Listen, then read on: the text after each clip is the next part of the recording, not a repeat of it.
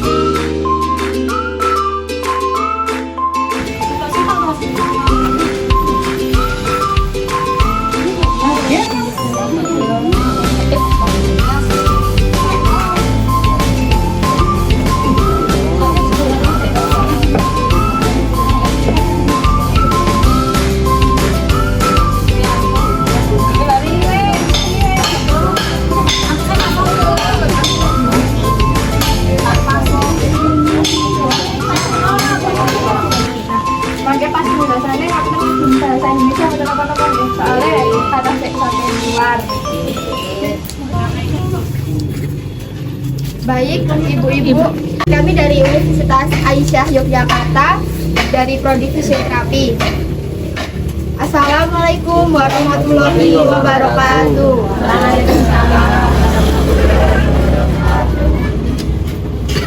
Kami dari Universitas Aisyah Yogyakarta, Prodi Fisioterapi ingin menyampaikan mengenai promosi kesehatan.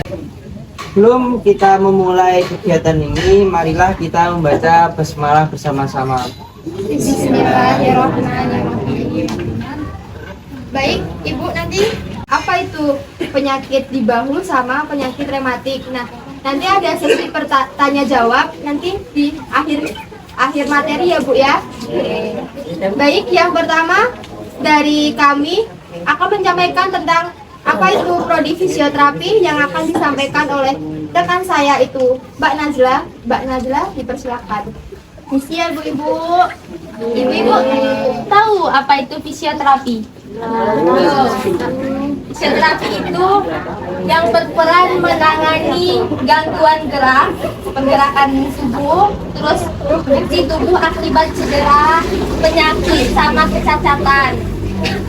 Seorang fisioterapi, kami seorang fisioterapis ini memiliki keahlian khusus dalam memberikan terapi manual, latihan pergerakan, sama serta edukasi dan saran pada pasien. Terus tujuan utama fisioterapi itu untuk memulihkan dan meminimalkan gangguan sistem gerak dan fungsi tubuh akibat cedera. Terus fisioterapi ini di semua usia, Bu, dari ibu hamil, anak-anak, lansia, sampai yang untuk olahraga. Olahraga sepak bola itu ibu kan punya anak cowok, punya suami kan yang main bola, itu ada yang di pinggir lapangan, itu fisioterapis, Bu, yang menangani cedera. Yang kayak kalau lututnya kena bola itu fisioterapis yang menanganinya. Terus bagian rematik. Baik, selanjutnya mengenai rematik akan disampaikan oleh saudara saya Mbak Tiara. Untuk Mbak Tiara dipersilakan. Ibu-ibu, maaf, perkenalkan saya Tiara Wali. Saya berasal dari Ambon, Bu. Maaf ya, Bu, kalau bahasa Indonesia saya kurang fasih, soalnya masih belajar.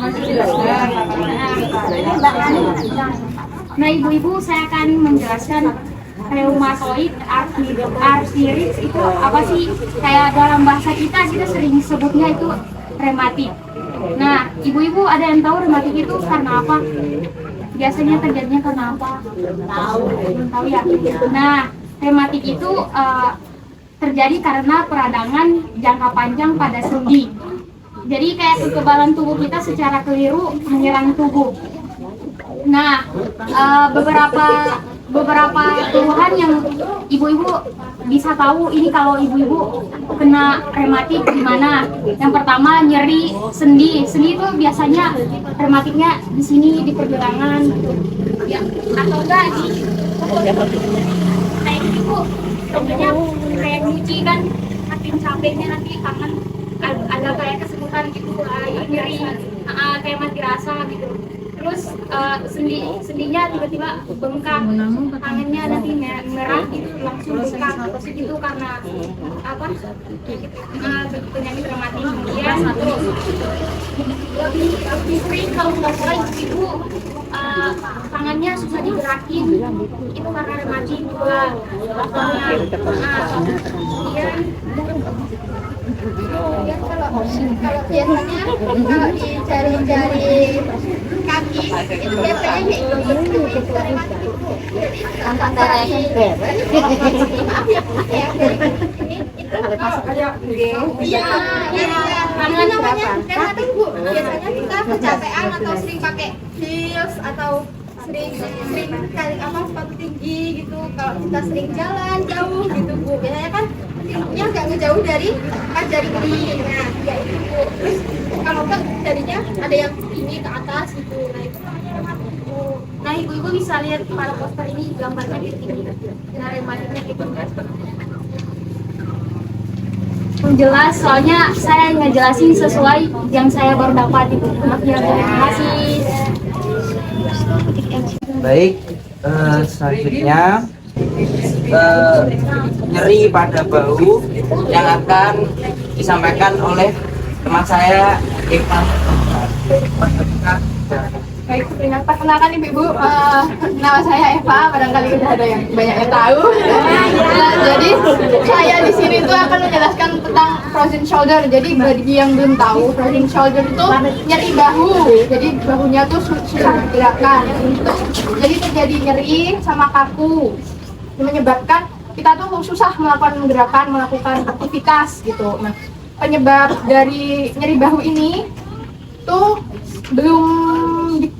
sampai saat ini belum ada penelitian yang menyatakan tentang penyebab utamanya. Jadi namun ada beberapa faktor yang menyebabkan. Jadi kayak misal kita menggunakan bahu terlalu keras, kayak misal kita kayak jualan itu loh Bu yang ngulek gitu, lotek kayak itu kan kita cuma di satu sisi. Nah itu bisa lama-lama menyebabkan peradangan dan sakit. Nah caranya itu agar kita terhindar dari nyeri bahu itu kita harus sering-sering melakukan peregangan, kayak misal menggerakkan tangan ke atas, ke bawah, terus gini gitu, itu bisa mengurangi rasa sakit pada regang ini. Nah, lalu faktor kedua dari nyeri bahu ini itu usia. Nah, usia ini selalu menjadi faktor utama pada penyakit mengenai sendi, karena lama-kelamaan sendi itu akan kayak istilahnya tuh capek gitu. Nah, maka dari itu itu paling utama tuh pada ibu-ibu yang udah berusia 40 tahun ke atas. Nah, maka dari itu ibu-ibu tuh harus rajin-rajin melakukan peregangan. Nah, peregangan kayak yang gambar ini Bu. Nah, seperti kayak tadi, kayak gini tangannya digerakkan, gini sering-sering melakukan kayak gitu agar tidak sendi kita tuh kaku. Nah, terus nih gambar ini, nah ini tuh sendi kita seharusnya tuh seperti ini, putih, tidak. Kalau ini tuh merah, ini karena terjadi peradangan. Ini.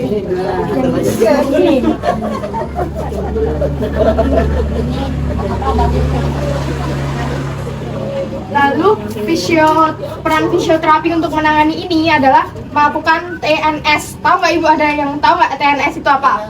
Nah, TNS itu kayak kita melakukan terapi menggunakan listrik.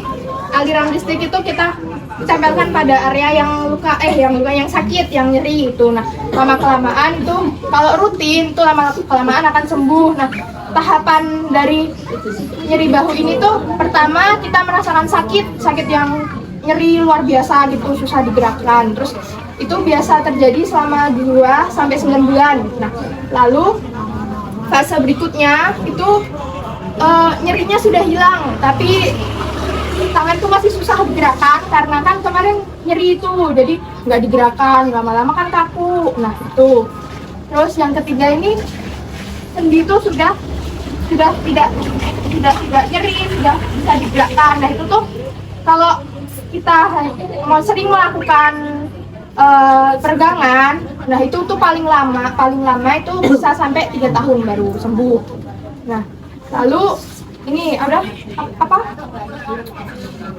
Fisioterapi itu juga bisa melakukan latihan-latihan gerak seperti itu tadi yang kayak peregangan gini. Nah, itu tadi yang dari saya. Apabila banyak kesalahan dan salah kata, mohon maaf karena ilmu kami yang masih kurang cukup, masih minim, jadi mohon dimaafkan Bu. Selanjutnya akan dilanjutkan oleh teman saya. Perbedaan fisioterapi dengan dokter.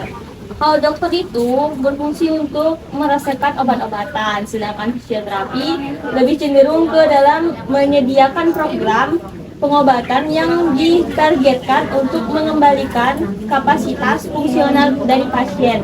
Sebelumnya perkenalkan saya dengan Anissa Ramadhania dari Bangka Belitung. Ya, Bu. Baik Bu, ini kita sudah di pengunjung materi. Ada yang mau ditanyakan, tetapi mohon maaf sangat Bu, kita jawabnya sesuai kemampuan kita ya Bu. Soalnya kita masih minim, masih belajar tentang materi ini ya Bu ya. Baik Ibu, ada yang mau ditanyakan? Nggak apa-apa Bu. Tentang rematik atau tentang pergerakan? Tentang gejala apa yang sering ibu-ibu rasain?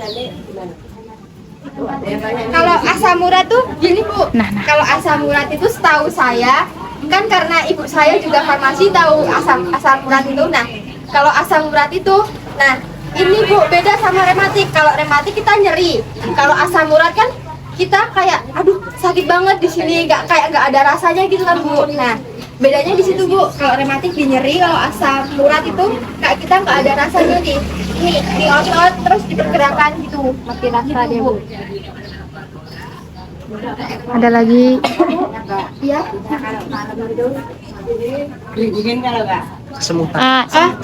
Itu masuk rematik. Itu masuk rematik Bu. Iya, itu gejala. Apalagi kalau kita tidur kita nggak sadar kan Bu, kita miring terus bahu kita ini kan Bu. Nah itu kalau kita sini nyeri, nah kan otot kita tuh dari sini ke sini ya Bu ya. Nah terus habis itu kalau sini semutan, jadi itu ikut rematik Bu, gejala gitu. Jadi itu wajar Bu, semua orang kayaknya kayak gitu Bu gitu. Ya jadi kalau udah mati rasa, coba digerakin gini-gini Bu. Nanti itu sendi otot-ototnya kembali lagi gitu. Iya, sering diginikan juga boleh Bu, diginikan juga boleh. Terus iya bener. kan kalau gosok kita kayak gini ya Bu ya, kayak gini ya Bu ya. Nah itu nanti kalau kita gerakan kayak gini udah enggak Bu gitu. Jadi itu masih gejala Bu. Kalau udah mati rasa tapi kita gini-giniin, nah itu udah di fase rematik Bu. Itu nanti kalau mau lebih lanjut ya bisa ke klinik fisioterapi di Universitas Aisyah Bu, di Jalan Godean itu di iya. Bisa menengok Pak. Ada Pak Eva, hubungi aja Pak Eva. Iya Bu, sering begini kan kalau Iya tapi biasanya kalau misalnya dikompres pakai air hangat Bu, itu juga bisa gitu. Gratis Pak. Satu lagi Bu, gejala rematik tuh kalau sering mandi malam. Nah itu ya, ibu yang kerjanya dari pagi sampai sore terus bisa mandinya malam, itu gejala rematik Bu. Kurang-kurangin ya. Terus kalau bisa mandi malam, bener-bener mandi malam itu pakai air hangat Bu. Ya biar dia nggak dingin kan kaku tuh di ototnya. sama kalau bisa dikasih minyak angin Bu. Minyak angin kalau mandi pakai minyak. iya. Telak minyak telak ini ada kan Bu, itu kan hangat daripada minyak kayu putih. Nah pakai itu aja Bu. Kadang radang sendi itu loh bersedia di lutut. ya. itu kan penyebabnya apa ya usia. Bisa Bu. Penyebab pertama itu faktornya usia Bu. Ya udah Nah, kalau usia tuh jadi kalau memang merasa sudah udah. Terus itu kita harus sering-sering melakukan pergerakan, jangan sakit terus kita diemin gitu, jangan. Jadi kalau sakit minimal kayak misal susah dilurusin atau gimana itu perlahan-lahan, misal pertama belum bisa lurus itu yang penting kita rutin gitu, nanti bertahap lama-lama bisa gitu. Ya, kalau nggak gini Bu, Ibu kan setelah sholat subuh gitu ya Bu ya, udaranya kan segar gitu. Itu Ibu jalan-jalan aja, jalan biasa gitu keliling ya, nggak usah pakai sandal Bu, itu bisa meregakan otot-otot di sini Bu gitu. Itu Bu, jadi setelah subuhan gitu ya Bu ya. Nah, kita jalan pagi gitu kan udara segar, hirup gitu kan. Nah, itu nggak usah pakai sandal Bu, kita jalan terus tangan terus. Ya Bu. Pembangkangan pada sendi Bu kalau itu pada sendi. Nah itu. Saya maaf. Oh ini ditekuk nggak bisa ya Bu? Oh iya masuk. Kita. Ini peradangan sudah sendi ya. Ini udah masuk ke rematik Bu. Obatnya apa? Obatnya kita kalau ada itunya kan fisioterapi kan ada yang apa pengobatannya pakai langsung Bu, pakai kami kan ada juga yang pakai alat Bu. Kalau langsung gimana diurut apa Jangan diurut. Iya Bu. Jangan diurut. Itu nanti apanya yang ditanya? Ditanya, jawab. Kalau bisa dikompres pakai air hangat dikit-dikit gitu Bu. Iya gitu, jadi aduh kalau keinget tangan saya kok nggak ada rasanya gitu, diperegangin gini dikit-dikit gitu, Digenggam Bu. digenggam, dari digenggam terus gini gitu. Nah kalau enggak, kita kalau ada air hangat atau apa gitu setelah rebus air teh atau apa gitu, kita dikompres aja pakai air biasa gitu. kayak kalau punya ini loh Mbak, jadi anu apa? Direndam air hangat atau dikompres atau bagaimana lagi? Nah kalau ini itu kita belum paham banget ya Bu ya, kita kan masih semester awal. Nah untuk saran saya dan sepengetahuan saya itu bisa dikompres pakai air hangat Bu, kalau nggak pakai air garam gitu aja. Kalau belum ada efek langsung aja ke sana. Air panas Bu, itu bisa 5 menit sampai 10 menit aja Bu gitu. Kalau ibunya masih kayak gitu bisa nanti ke klinik fisioterapi itu Bu. Nanti bareng sama Mbak Eva Itu biasanya tuh Bu 2 kali seminggu gitu kan. Tapi itu sampai sekitar 3 bulan Bu. Iya Bu gitu. Kalau fisioterapinya. Jadi itu nanti bisa ditanyakan sama Mbak Eva ya Bu ya. Gitu Bu. Bisa langsung ke klinik gitu, nanti di sana bisa diterapi atau enggak pakai alat Bu gitu. Memang kalau fisioterapi itu penyembuhannya lebih lama karena kan bukan pakai obat kayak kan pakai obat jadi langsung sembuh, tapi bukan yang sembuh jangka panjang gitu bisa. Kalau fisioterapi itu biar benar-benar sembuh gitu, nggak bisa melakukan gerak seperti semula gitu. Ada lagi Bu yang mau ditanyakan Bu? Ada lagi ibu-ibu yang di sebelah sana, ada yang mau ditanyakan nggak?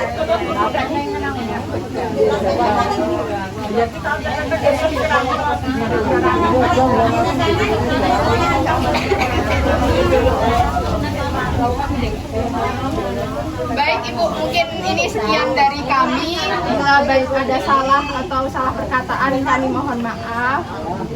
Ya, sekian. Wassalamualaikum warahmatullahi wabarakatuh.